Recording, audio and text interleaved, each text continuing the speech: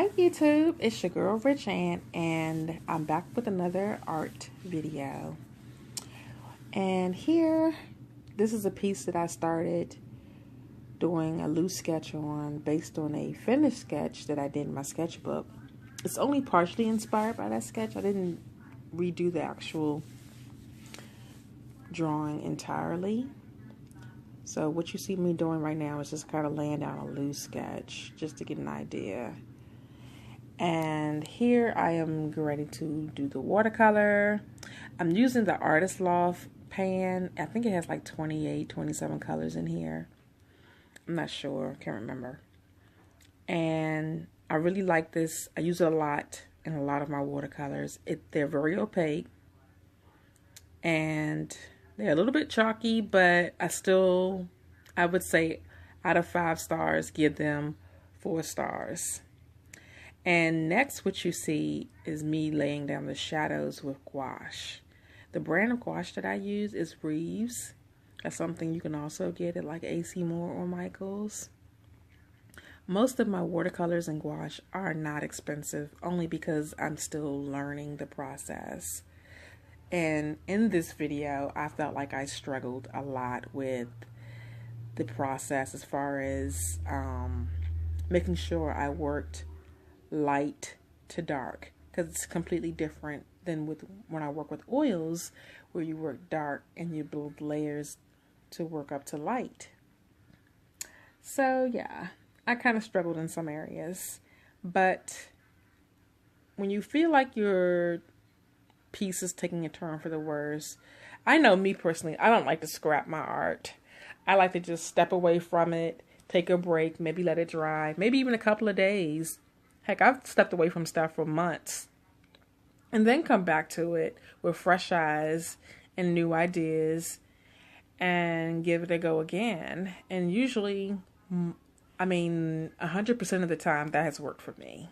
So in this case, I did step away sometimes, but it wasn't here that I started to have this struggle where you see I just lay down like some basic layers to the skin. I'm adding the ombre effect to her hair. It was when I had to go back in and add what we call value to her face, highlight, contour, what you will. That's when I started to struggle. And you'll see it. Well, maybe you won't, because I did time lapse this. So when you do it in real time, you see the struggles. And I want to do real-time videos for people who want to actually learn some of the process, but I think I'm going to offer those real-time videos on my Patreon account.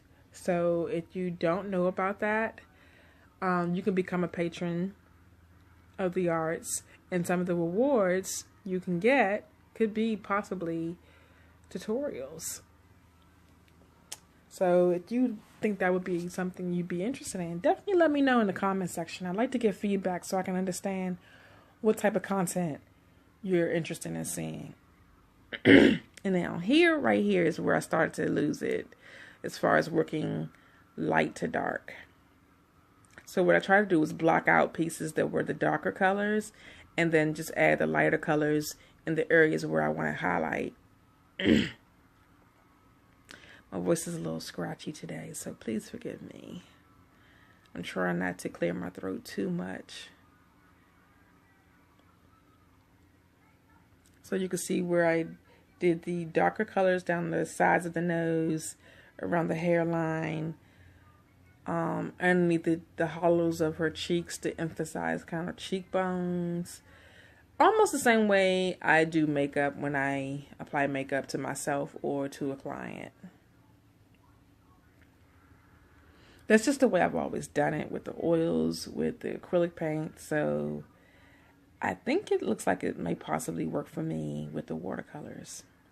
Now this Artist Loft pan that you see a little bit in the frame, I have an Amazon affiliate store. So everything that I've used in this video and videos prior to this, you can get in my Amazon affiliate store.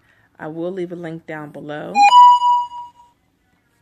And that affiliate store is linked and connected to TheRichAntArt.com. So even if you maybe just can't remember the link or whatever, you can just go straight to TheRichAntArt.com and click on Amazon shop, and definitely you could pick up any of the supplies that I've used in this video. This will work and be really beneficial when I do the tutorials. You'll have everything that I use. And it helps me out. I get a percentage because it's kind of like a referral thing. Now right here on her top, I Googled some African print fashion, and based on what I saw on Google, from the images that I saw, I came up with this inspired by kente cloth, but not kente cloth, obviously. But definitely inspired by the patterns that I see in kente cloth. Even that's where the base color of her garment was inspired by. So just kind of doing some geometrical shapes using the colors that I usually see in kente patterns.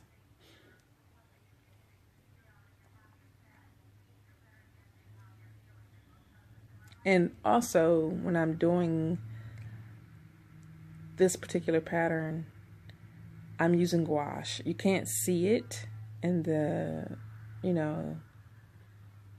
shot, but the pan is that's what I'm using, because it's more opaque, so you can go over colors and the other color won't show.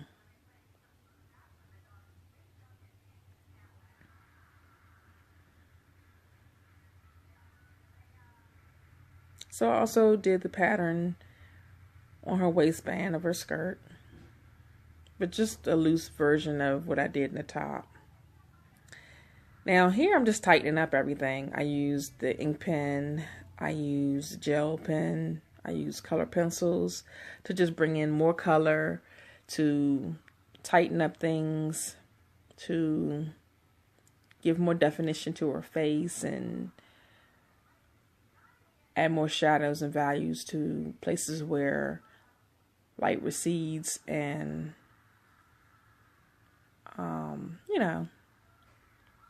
just tighten it up. Giving her some abs here, just slight abs. I still wanted her to still have a very soft body, but just kind of now just putting light in places where the sun may hit her skin.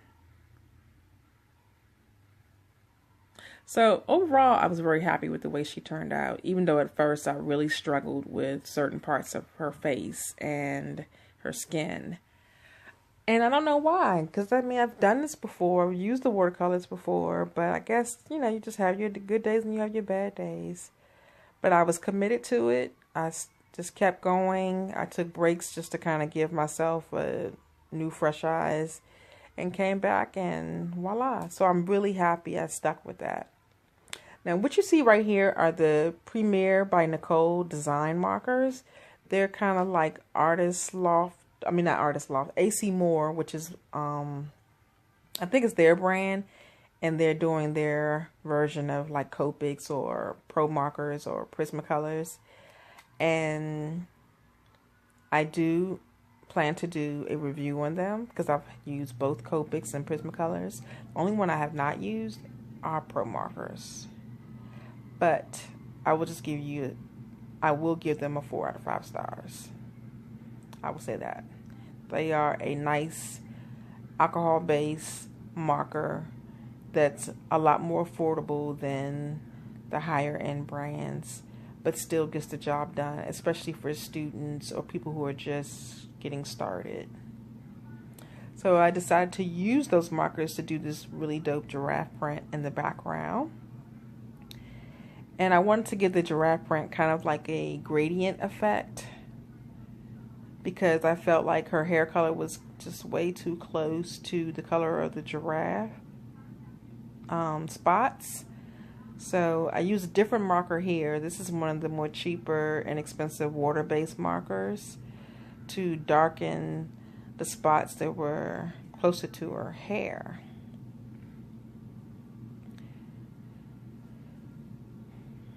And that gave a nice contrast to her hair in the print, but still keeping the color all kind of related and complementing each other.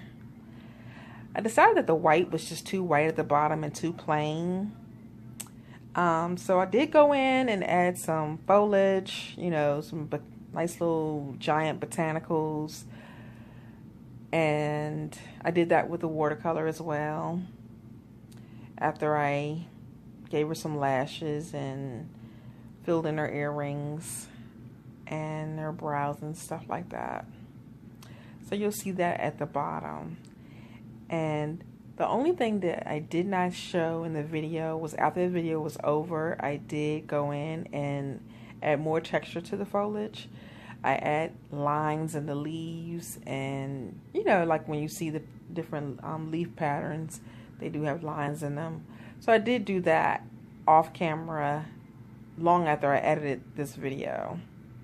And so I did want to mention that here in this voiceover. But you can definitely check out all of these pieces by following me at TheRichAntArt everywhere. I'm on Instagram, I'm on Facebook.